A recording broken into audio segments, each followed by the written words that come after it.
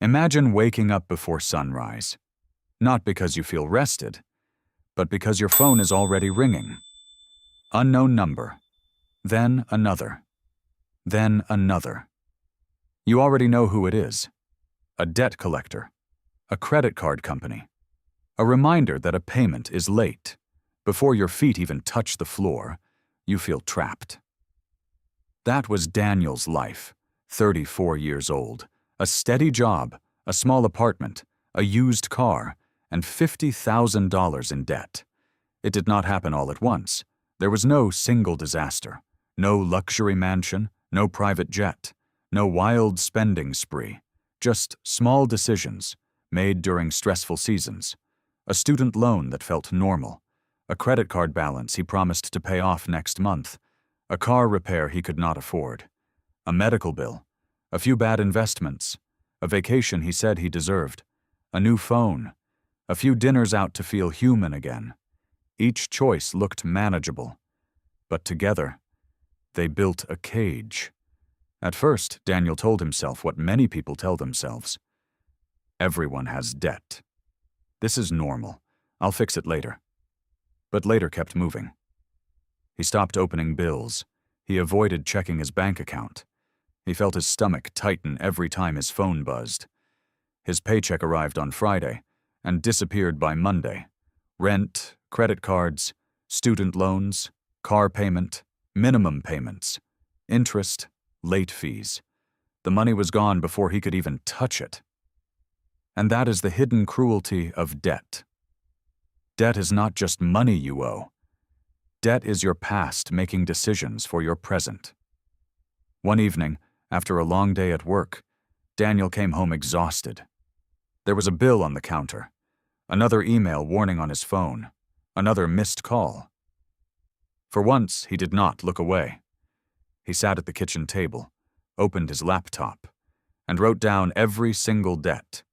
Not the number he hoped was true, the real number. Credit card 1, credit card 2, student loan, personal loan, car balance, medical bill, interest, fees.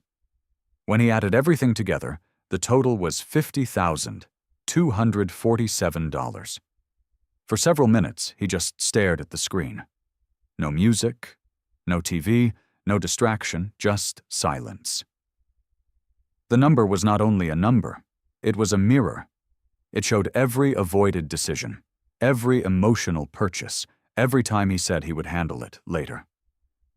Daniel put his head in his hands and whispered, "I cannot live like this anymore."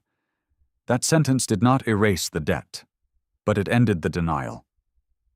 And sometimes, freedom begins the moment you finally tell yourself the truth. The next morning, Daniel made a promise. For the next 36 months, his life would become a rescue mission. Not forever, not as punishment, but long enough to buy back his future.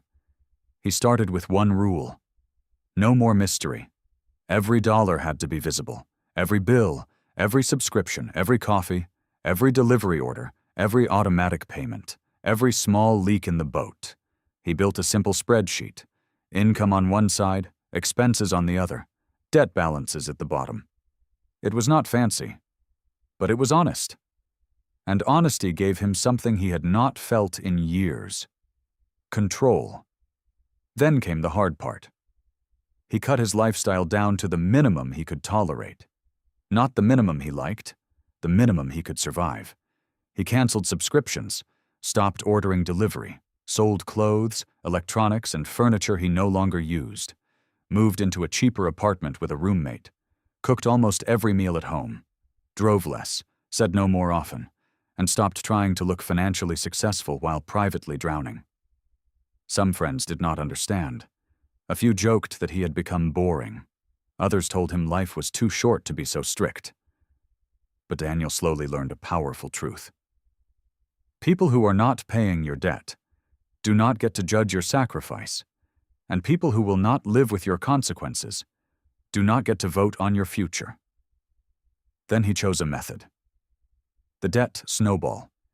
He listed every debt from smallest balance to largest balance. He paid the minimum on everything. then attacked the smallest debt with every extra dollar. Some experts prefer paying the highest interest rate first. That can be smart. But Daniel did not need perfect math. He needed momentum. He needed proof.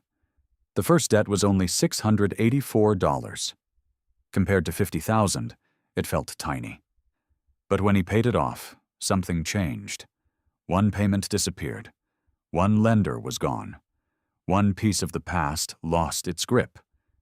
Daniel printed the confirmation page and taped it to his wall. Not because $684 changed his life, but because evidence matters. He needed to see that escape was possible.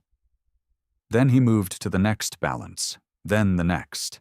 Each win created a little more cash flow. Each paid-off debt made the snowball larger. But this was not easy. There were nights he hated the plan. Weekends when he worked a second job and wondered if it was worth it. He delivered groceries, took freelance work, picked up extra shifts, sold old electronics. He was tired often, and sometimes embarrassed. Debt repayment is not only financial, it is emotional. It forces you to face the version of yourself that created the problem. It forces you to say no when you want relief. It forces you to live for a future that cannot thank you yet.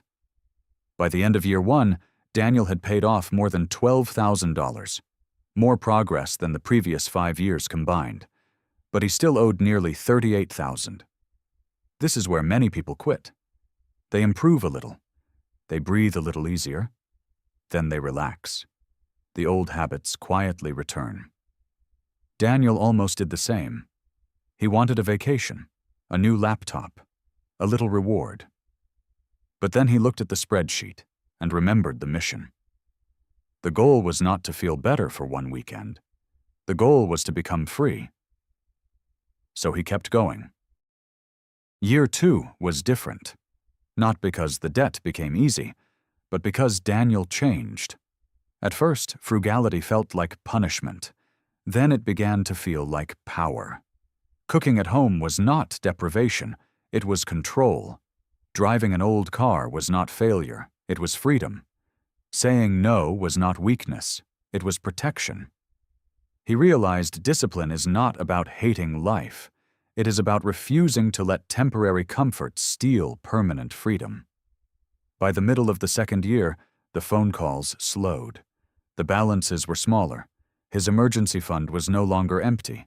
He was not free yet, but he was no longer helpless. And there is a difference. Helplessness is when you cannot see the way out. Progress is when the mountain is still there, but now you can see the trail. In the third year, Daniel received a promotion. The old Daniel would have upgraded his life immediately. A better apartment, a better car, better clothes, maybe a trip to prove he was doing well. But the new Daniel saw the raise differently. He did not see extra income as permission to spend. He saw it as fuel for escape. Almost every extra dollar went toward the remaining balances. Month after month, payment after payment. The snowball became an avalanche. And then, 36 months after the night he wrote down the number, Daniel made the final payment.